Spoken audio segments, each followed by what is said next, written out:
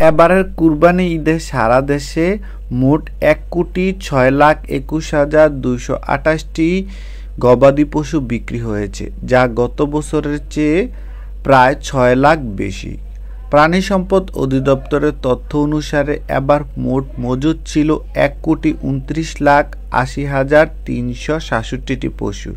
সে অনুযায়ী ২৩,৫৯,১৩৯টি পশু অবিক্রিত থেকে গেছে।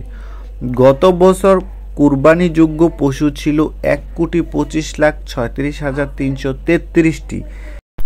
এর মধ্যে ১,৪১,৮১২টি পশু কুরবানি হয়েছে, অর্থাৎ ২৪,৯৪,৫২১টি পশু অবিক্রিত ছিল।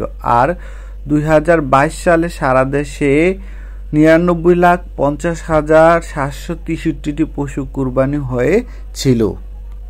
সোমবার প্রাণী সম্পদ অধিদপ্তরের এক বিজ্ঞপ্তিতে জানানো হয়েছে, এবার সবচেয়ে বেশি ঢাকা বিভাগে ও ময়মনসিংহ বিভাগে সবচেয়ে কম পশু বিক্রি হয়েছে। এই বছর ঢাকায় ২৫,২০,০০০, চট্টগ্রামে ১৯,৭৪,০০০ আর রাজশাহীতে ২৩ লাখ পশু বিক্রি হয়। গত বছর কুরবানি ঈদে ৯৪,৪৩,০০০-এর বেশি পশু বিক্রি হয়।